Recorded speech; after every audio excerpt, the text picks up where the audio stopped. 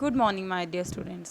Today we will read the second chapter of our social and political life book, and the chapter name is From Trade to Territory. So let's begin. Okay. The the chapter name is From Trade to Territory. तो जैसे कि हमने जो हमारा पिछला chapter था उसमें हमने ये पढ़ा था कि कैसे जो ईस्ट इंडिया कंपनी है वो भारत में आती है। तो इस चैप्टर में हम ये पढ़ेंगे कि जो ईस्ट इंडिया कंपनी है वो भारत में, वो इंडिया में ट्रेड के लिए आई थी। तो कैसे ईस्ट इंडिया कंपनी ने अपनी इतनी पावर अटेन कर ली, इतनी पावर एस्टेब्लिश करने कि उसने इंडिया जैसे देश में एक विशाल साम्राज्य स्थापित कर लिया, एक विशाल जो टेरिटरी है वो स्थापित कर ली। तो जैसे कि हमने पढ़ा, जो औरंगजेब था वो लास्ट के जो मुग़ल एम्परर्स थे, जो मुग़ल शासक थे, जो आखिर वाले, उसमें सबसे जो पावरफुल था वो कौन था? औरंगजेब था। तो इन ब्रिटिशर्स ने क्या किया? Okay, he establish control over a very large part of territory that is known in India. जैसे कि अभी हमने पढ़ा, जो औरंगजेब था काफ़ी पावरफुल था, तो उसने इंडिया के काफ़ी सारे हिस्से पे अपना साम्राज्य स्थापित कर लिया था। 1707 में उसकी डेथ के बाद जो ये छोटे छोटे ये जो गवर्नर्स थे, सूबेदार थे, अपने आप को फ्रीडम घोषित करने लगे और अपने आप को एक सेपरेट जो रीजनल किंग थे वो अपने आप को प्रूव करने लगे, क्योंकि उनको जो औरंगजेब था वही एक जो क्रूशियल लीडर ऐसा लगता था। उसकी डेथ के बाद से तो उन्होंने अपने आप को उसकी पावर से, उसके कंट्रोल से बाहर कर लिया। सो सेकेंड हाफ, जो 18th सेंचुरी के सेकेंड हाफ में क्या हुआ, एक जो पावर जो स्थापित जो इंक्रीज हो रही थी, जो भी एक नई शक्ति का जो आरंभ हो रहा था, उससे क्या कहते थे हम? ब्रिटिशर्स जो थे, एक नई शक्ति वो एमर्ज कर रही थी।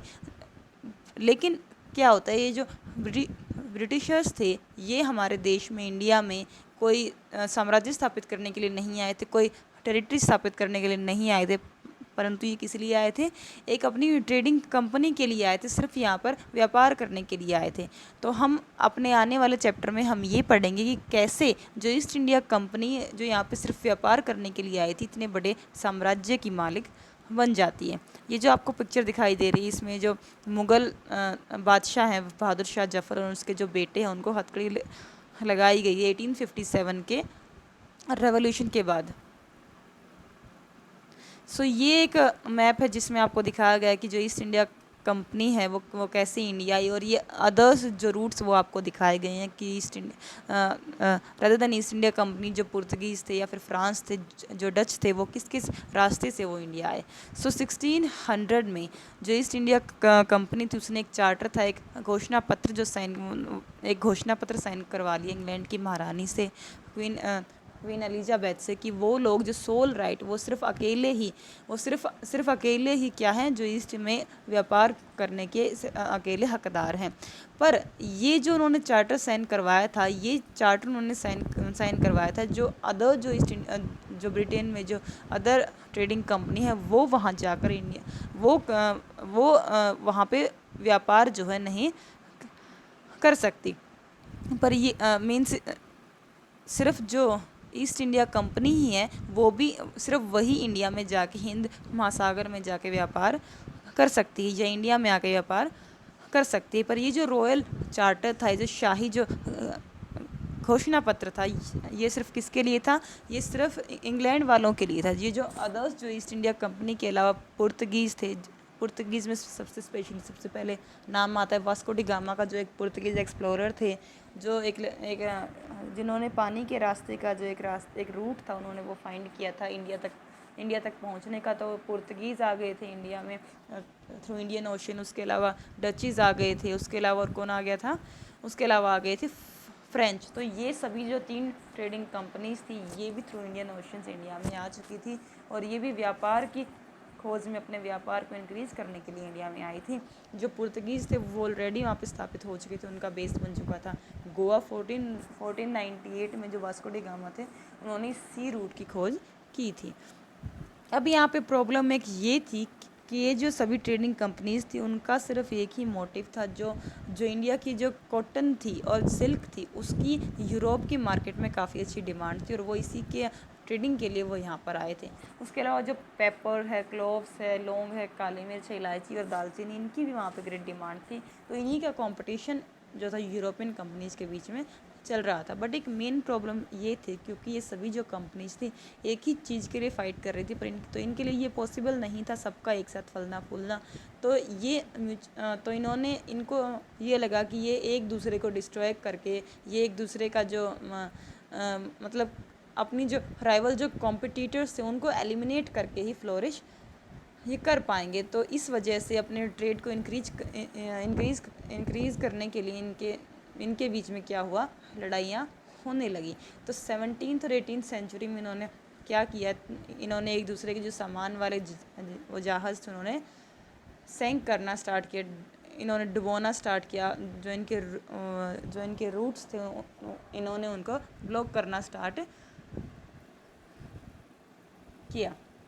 ठीक है, तो उसके अलावा इन्होंने और क्या किया, तो ये जो एक दूसरे का जो सामान जो अपना अपना वो सेव करते थे, वो कैसे करते थे, थ्रू फोर्टिफिकेशन, घेराबंदी करके या ये किलाबंदी करके हैं। पर ये जो एफर्ट्स थे ये ज़्यादा नहीं चले, क्योंकि इससे क्या हुआ, जो लोकल जो वहाँ के जो रूलर्स थे, स्थानीय शासक थे, उनके साथ इनका जो द्वंद्व था, कॉन्फ्लिक्ट था, वो इंक्रीज़ हुआ।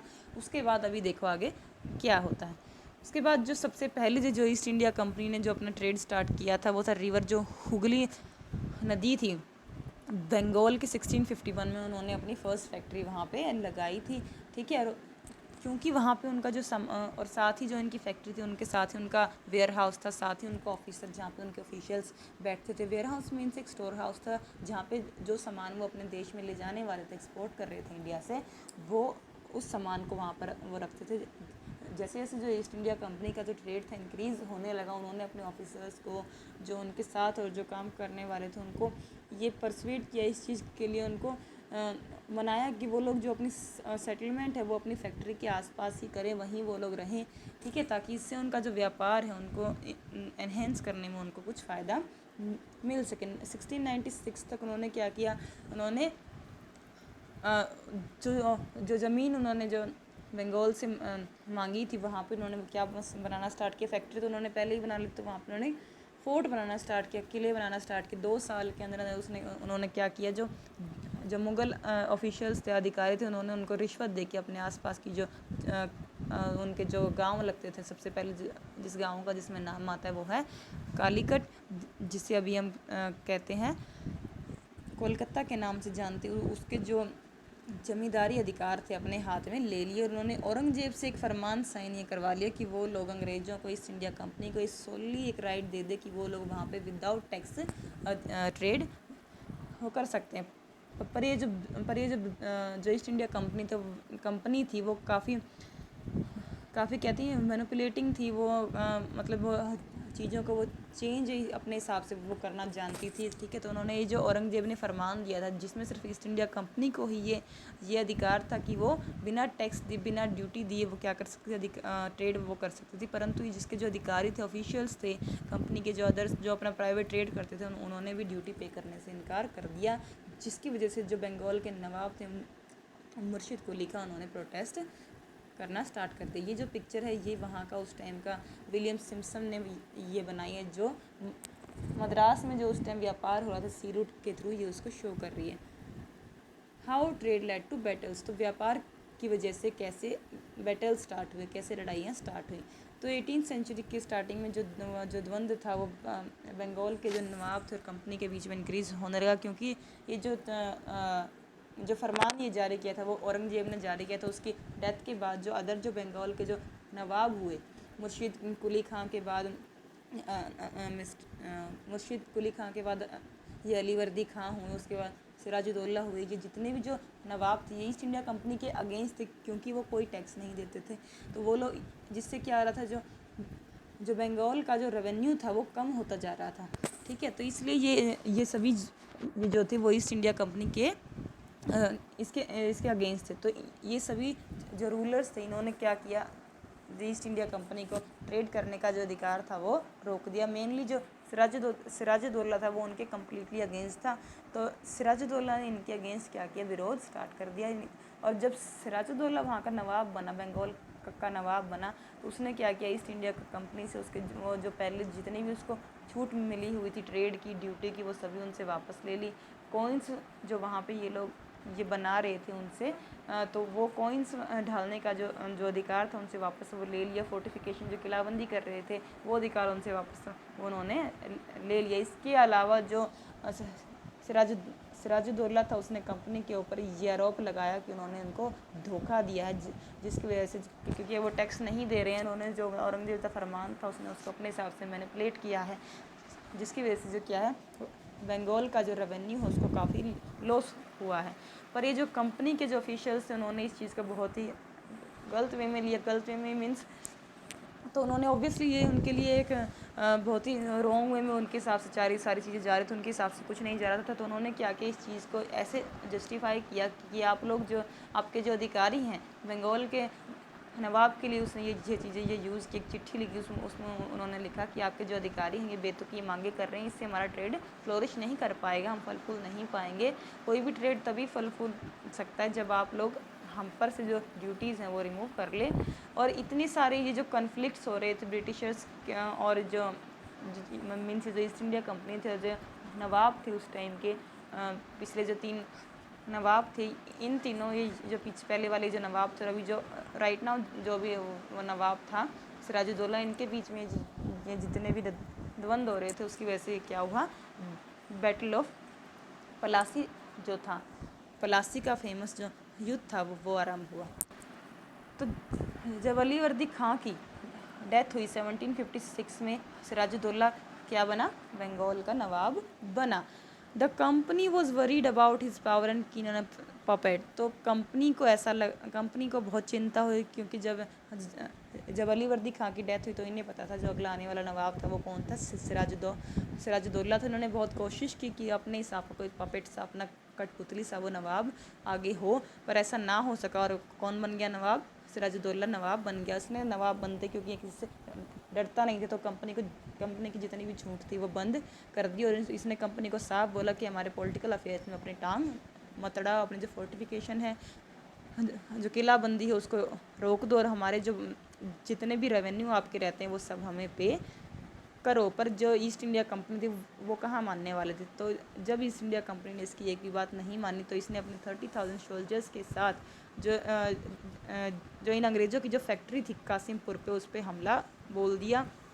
तो उसने जो कैप्चर द कंपनी ऑफिशियल्स, और वहाँ पे जो कंपनी अधिकारी थे उनको अपने कब्जे में ले लिया। उनका जो स्टोर हाउस था वो लोग कर दिया। जो उनके और जो अदर जो इंग्लिशमैन जो ऑफिशियल्स थे उनको डिसार्म कर दिया, मीन्स उनके जो सारे हथियार अपने कब्जे में ले लिए। उनकी जो शिप्स थी, जो जहाज़ जिनमें उनका सामान था, उसको उसने ब्लॉक कर दिया। और इस तरह से उसने जो कलकत्ता का जो एरिया था उसने अपने कब्जे में ले लिया।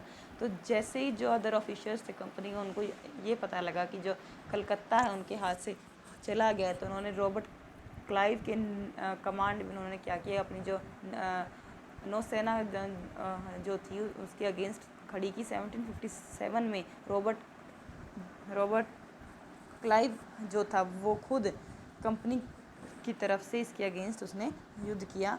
बंगाल का जो ये नवाब था उसके अगेंस्ट उसने युद्ध किया। ये जो बैटल ऑफ ये जो क्या कहते हैं पलासी हुआ, इसमें सिराजुद्दौला की हार होती है। और वो हार इसलिए होती है क्योंकि उसका जो एक मेन सेनापति था मीर जफ़र, वो इनकी तरफ मिल गया, ईस्ट इंडिया कंपनी की तरफ उनका साथ उसने दिया। और उसने सिराजुद्दौला के साथ से लड़ाई करने से इनकार कर दिया, क्योंकि जो अंग्रेज़ थे जो ईस्ट इंडिया कंपनी में जो ये रॉबर्ट क्लाइव था, उसने इसको ये लालच दिया कि अगर वो सिराजुद्दौला का साथ नहीं देता है तो वो हार जाएगा, और मैं उसकी जगह तुम्हें जो नवाब है बंगाल का बना दूंगा। तो ऐसा ही होता है, जो सिराजुद्दौला है वो हार जाता है और मीर जफ़र जो है वो अगला नवाब बनता है। The promise of riches. The territorial ambitions of the mercantile East India Company were viewed with distrust. पर अब ये जो ईस्ट इंडिया कंपनी जो काम इंडिया में कर रही थी, उनके इन कामों को लालसा भरे इन कामों को, लालची कामों को ये फ़ायदा उठा रहे थे, शोषण कर रहे थे। इन कामों को जो इंग्लैंड के जो लोग थे उसे संदेह भरी उससे देखते थे, नज़रों से देखते थे। बट सो लार्ज पर तो 7 जनवरी 1759 को रॉबर्ट क्लाइव ने क्या किया, एक चिट्ठी लिखी।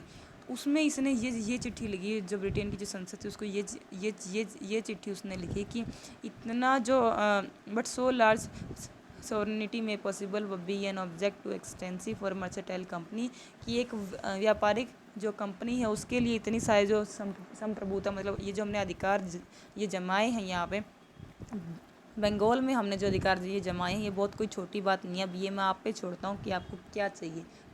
2 मिलियन, ये 2 लाख स्टेरलिंग आपको चाहिए, तो इसके लिए आपको इतना हल्ला नहीं करना चाहिए। मीन्स ये चाहता था कि हम जो कर रहे हैं हमें करने दो और हमारे काम में टांग ना अड़ाओ, आपके जो डॉलर हैं, जो स्टेरलिंग है, आपको मिलते रहेंगे, ठीक है।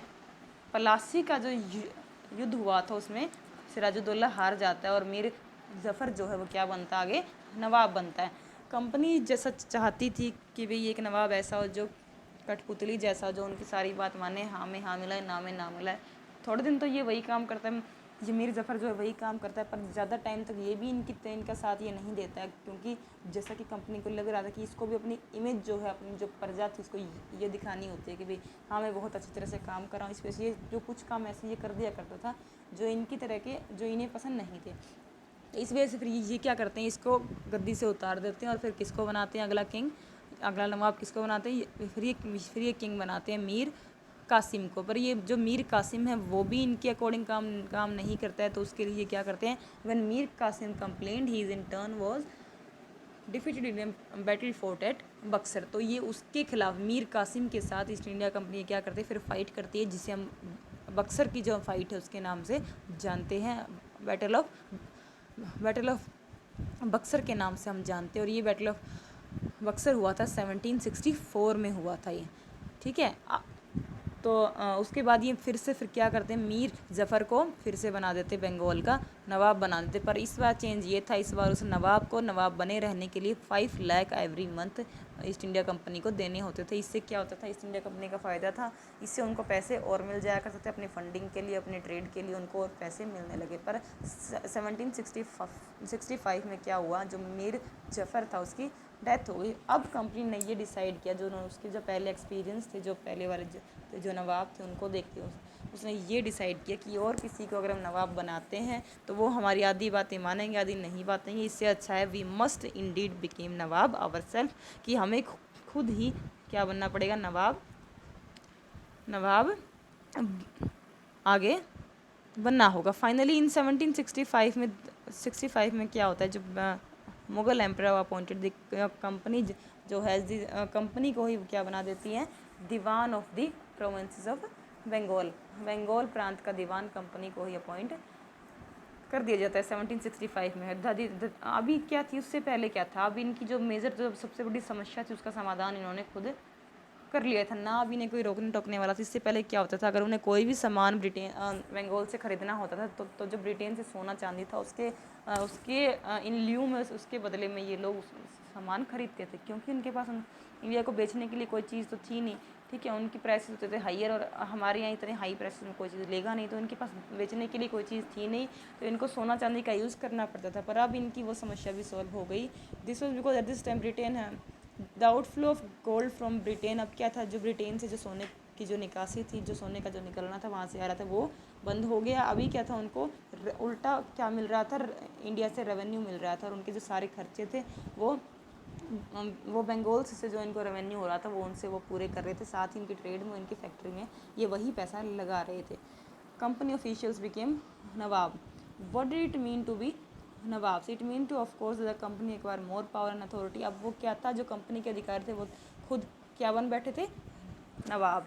But it also means something else, each company servant began to have इसका लेकिन एक असर और हुआ, जो हर कंपनी का अधिकारी था वो खुद नवाब बनने के सपने देखने लगा। अभी पलासी का जो युद्ध हुआ, the actual nawab of Bengal were first to give land and was some money as person gift to company officials. Plassey के इस युद्ध के बाद जैसे कि अंग्रेज़ों को लगता था कि और जो ये नवाब थे, जो छोटे मोटे नवाब थे, उनको सीख मिलेगी और वो हमसे फाइट नहीं करेंगे। इतना बड़ा जो नवाब था सिराजुद्दौला, इतना ताकतवर था, इतना मतलब अच्छा वो राजा था, उसके बावजूद भी वो युद्ध हार जाता है, क्योंकि उसके सेनापति उसका साथ नहीं देते हैं लालच में आके। उससे इनको क्या होता है, जो किंग होते हैं ये उनको ये फरमान जारी ये करते हैं कि किंग बने रहने के लिए उनको क्या क्या करना पड़ेगा, एक कुछ अमाउंट ऑफ मनी, अच्छा खासा एक अमाउंट, वॉस्ट सम, एक बहुत अच्छा खासा एक अमाउंट ऑफ जो पैसा है, और उसके अलावा जो उनकी जो हिस्से की जो ज़मीन है वो उन्हें कंपनी के अधिकारियों को तोहफे में देनी होगी।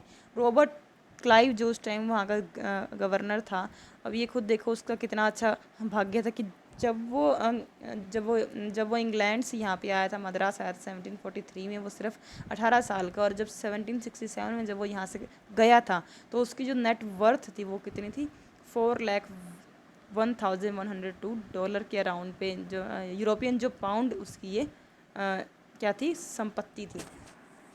ठीक है, 1764 में जब वो और एक इंटरेस्टिंग बात और एक यहाँ पे आती है, जब 1764 में इसने 2 कार्यकाल किए थे गवर्नर के, सेकंड टाइम जब भी फिर से ये इंडिया का बंगाल का जब ये बना था गवर्नर, तो इसको काम सौंपा था कंपनी ने, ये जो भ्रष्टाचार हो रहा है कंपनी में उसको ख़त्म करने का। पर ये खुद ही इतना भ्रष्टाचारी आदमी था, इसने इतने पैसे कमाए गलत तरीके से बंगाल से कि 1772 में इसको ही क्या करना पड़ा था, वहाँ पे सफाई देनी पड़ी थी, कहाँ पे, ब्रिटेन के पार्लियामेंट में इसको सफाई देनी पड़ी, क्योंकि ये खुद इतना भ्रष्टाचारी आदमी था। तो इसी के अगेंस्ट इसकी सुनवाई हुई थी, और आखिर में क्या कि ये वहाँ से ये बरी तो हो गया, पर 1774 में इसने क्या कर लिया, आत्महत्या या सुसाइड कर लिया। पर हम ये नहीं कह सकते जो कंपनी के सभी अधिकारी हैं वो इसके जैसे ही क्या थे, रॉबर्ट क्लाइव के जैसे सभी क्या थे,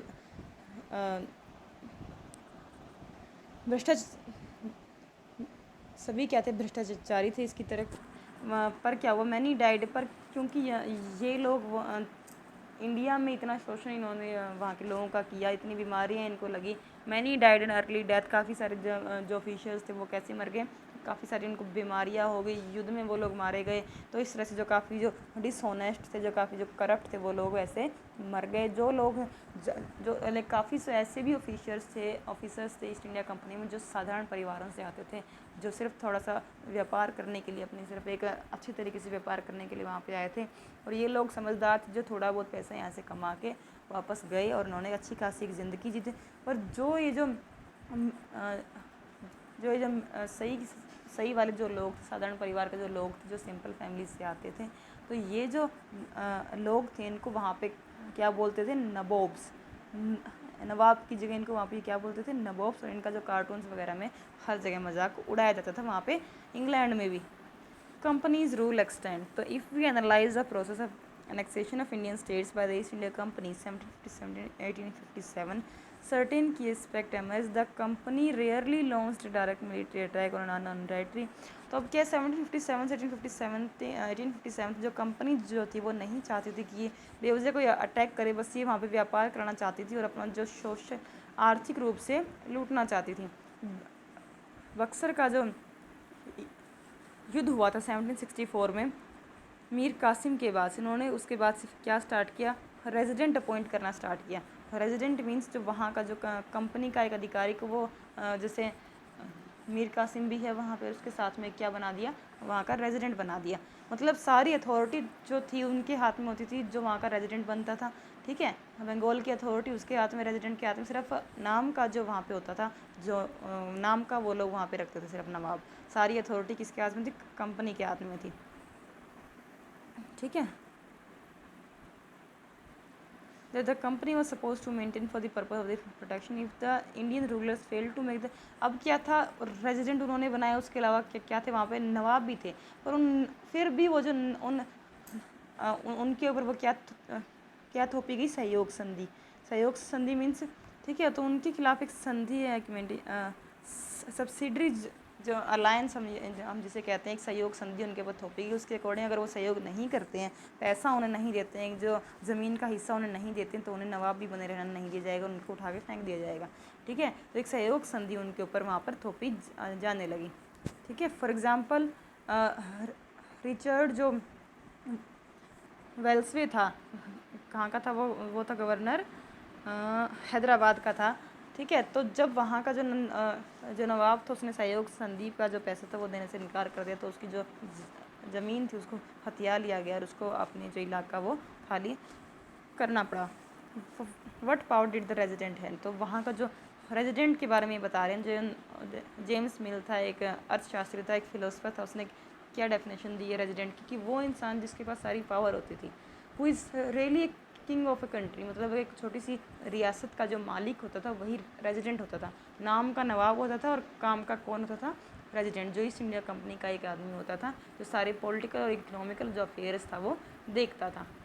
इसके बाद नेक्स्ट आएगा टीपू सुल्तान। इसके बारे में हम हमारी आने वाली वीडियो में अभी हम पढ़ेंगे। ये हाफ चैप्टर भी मैंने ये कवर किया है। So students, read this chapter